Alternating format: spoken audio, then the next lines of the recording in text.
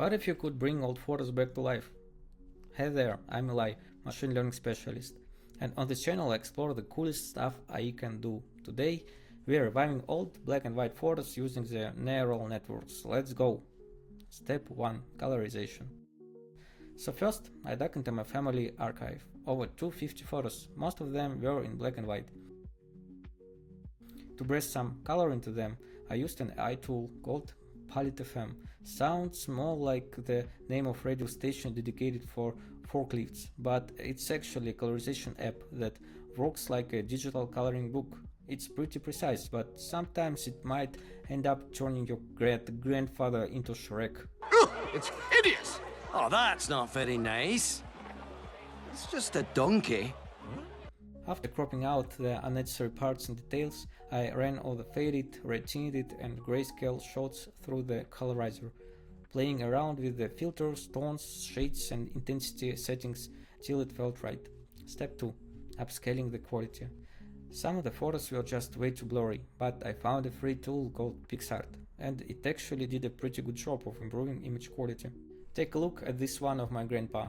Suddenly he shines bright like a diamond.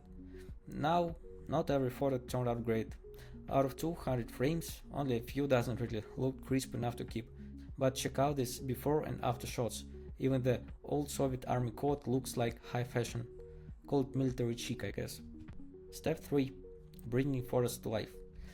Now comes the fun part. Let's bring these old photos to life and animate them. I used 3 different AI tools to add movement and even subtle facial expressions to them. Animation with KlingAI. First up is KlingAI, a Chinese platform that's been getting a lot of hype lately. The pros? It's fast, affordable, and the results are surprisingly solid. Sounds good, right? I gave it some prompts to animate my family photos, but there was one small issue. Since it's a Chinese platform, most of its training data is based on the faces that look like Jackie Chan, which doesn't exactly match my family tree. I had a little creativity with negative prompts, basically telling the AI what not to generate. So I ended up typing stuff like Chinese, China, Asia, Asian people into the filters. Yeah, that felt weird, but it helped avoid some of the unexpected results. Well, let's say, the kind where your grandma suddenly looks like she wandered from a Kung Fu Hustle movie. It's like when someone tells you don't think about a thing elephant and now that's all your brain can picture. So here's what I got in the end. Grandma and grandpa smiling like they just got back from the spa weekend. My brother jumping over a tree, chasing butterflies apparently.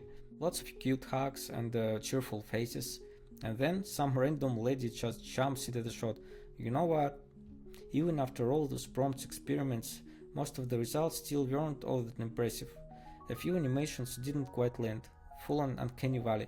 Weird grins, twitchy eyes and total strangers with giant smiles popping in like they were part of the family reunion. And since the AI clearly had a thing for East Asian features, it kept tossing in stuff that made zero sense with my Eastern European grandparents. Yeah, didn't exactly help the vibe.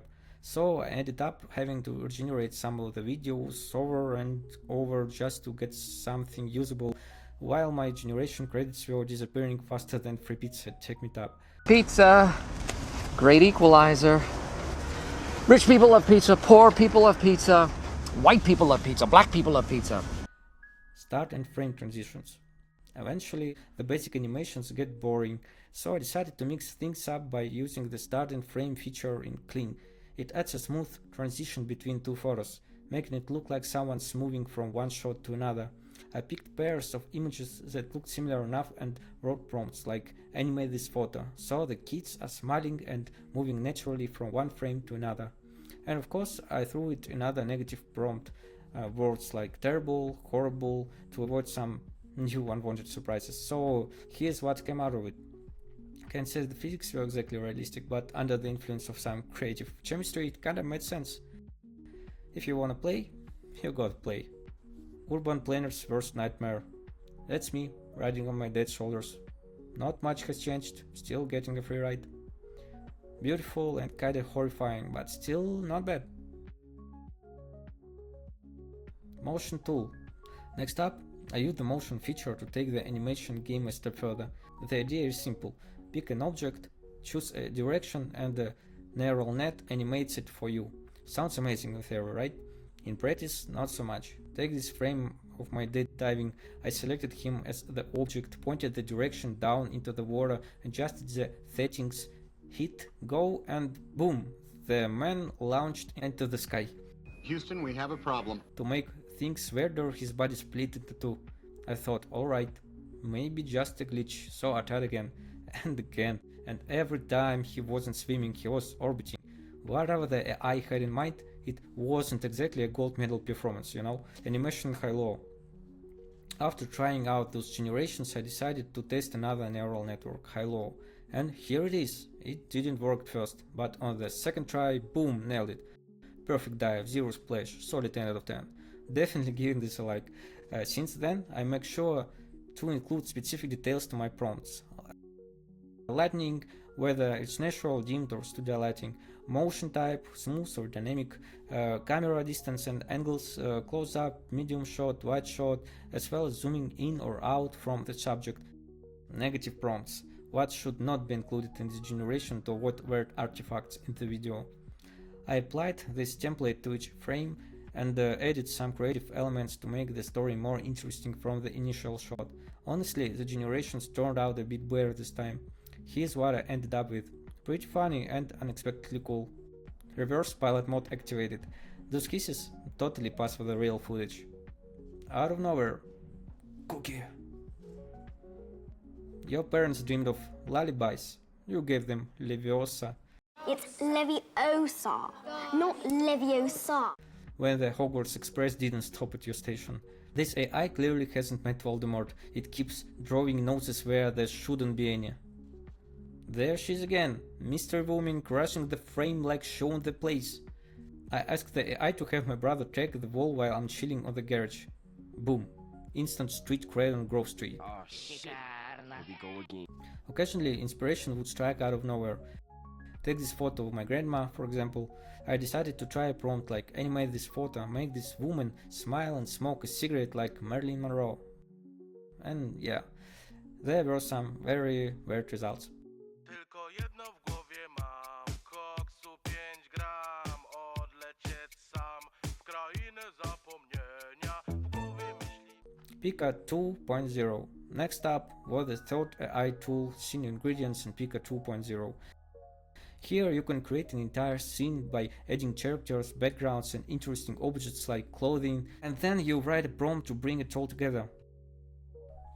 The thing is, at this point my creativity was almost out, so I turned to ChatGPT for some ideas. With some help I ended up with richer prompts and way more interesting results. Well, the final results were seriously impressive. Honestly, it's quite pretty.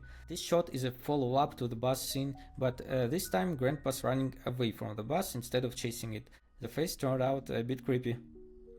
But check this one out. The detailing is awesome. My great-grandmother was completely transformed into a witch. Pointy head, cloak, the whole deal. The airplane shot came out pretty lively, and this uniform perfectly matched the original image I grabbed online. It's a powerful tool, no doubt, but 100 credits per video isn't exactly budget friendly. I ended up using the last of my credits on standard generations in Pika without scene ingredients, and they turned out just as good. Check out this clarity and texture, total movie scene vibes. Except for the Kremlin towers with a few too many clocks, the generation is stunning. And here's another one. Check out the expert level frame extension and those dramatic camera angles. I'm genuinely impressed. Now, at the end of this process, I've got a full 35-minute video to share with my whole family. So, what can we say about AI? It can revive the past, bring memories to life. But when it comes to basic logic or anatomy, well, let's just say it's still work in progress. See you in the next video. Bye.